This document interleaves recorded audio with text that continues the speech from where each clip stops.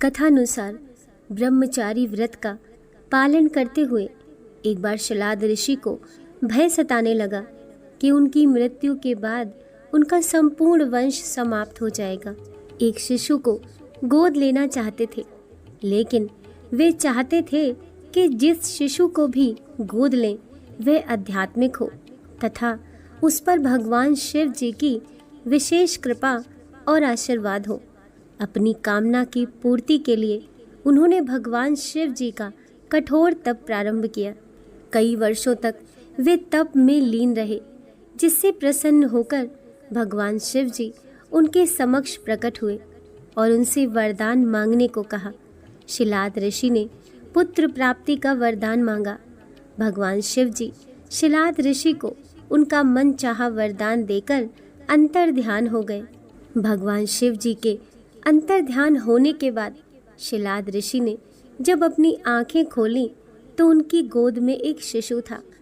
उस शिशु के चेहरे पर एक अलौकिक तेज था।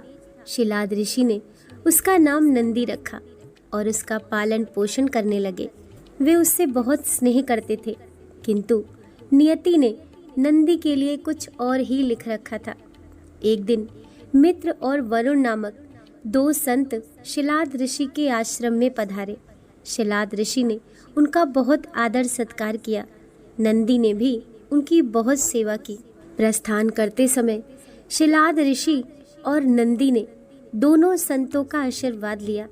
संतों ने शिलाद ऋषि को दीर्घायु और खुशहाली का आशीर्वाद दिया, किंतु जब नंदी को आशीर्वाद देने की बारी आई तो उनके माथे पर चिंता की लकीरें खिंच गईं। शिलाद ऋषि ने यह तुरंत भांप लिया। जब वे मित्र और वरुण ऋषि को आश्रम के बाहर तक छोड़ने गए, उनसे पूछ लिया कि उन्होंने नंदी को लंबी आयु का आशीर्वाद क्यों नहीं दिया। तब दोनों संतों ने उन्हें बताया कि नंदी अल्पायु है। यह सुनकर शिलाद ऋषि चिंताग्रस्त हो गए। नंदी ने जब पिता को चिंतित देखा तो उसका कारण पूछा। शिलाद ऋषि ने नंदी को पूरी सच्चाई बता दी। पिता की बात सुनकर नंदी हंसने लगे। आश्चर्यचकित पिता ने जब कारण पूछा तो नंदी बोले, पिताश्री, आपने मुझे भगवान शिव जी की कृपा से प्राप्त किया है। जिन पर शिव जी की कृपा होती है उन्हें कोई संकट छू नहीं सकता। यह कहकर वे पिता का आशीर्वाद प्राप्त कर भगवान शिव जी की तपस्या करने वन चले गए और तप करने लगे। नंदी का तप इतना कठोर, ध्यान इतना प्रबल और आस्था इतनी मजबूत थी कि भगवान शिव जी को प्रकट होने में अधिक समय नहीं लगा। शिव जी ने प्रकट होकर नंदी से वरदान मांगने को कहा। नंदी ने पूरी उम्र उनका सानिध्य मांग लिया। तब शिव जी ने उन्हें बैल का चेहरा प्रदान कर अपने वाहन के रूप में स्वीकार किया और अपने गणों में सर्वोच्च स्थान प्रदान किया।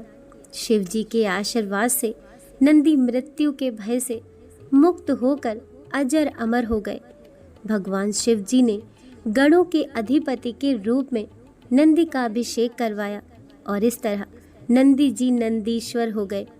भगवान शिव जी ने नंदी जी को वरदान दिया था कि जहाँ उनका निवास होगा वहाँ नंदी का भी निवास होगा। माना जाता है कि तब से शिव जी के मंदिर में शिवलिंग के साथ नंदी जी की भी स्थापना की जाती है। नंदी जी पवित्रता, विवेक, बुद्धि और ज्ञान के प्रतीक हैं। उनका हर क्षण भगवान को समर्पित है। वे मनुष्य को शिक्षा देते हैं कि वे अपना हर क्षण परमात्मा की सेवा में अर्पित करें ताकि वे भगवान की कृपा के पात्र बन जाएं।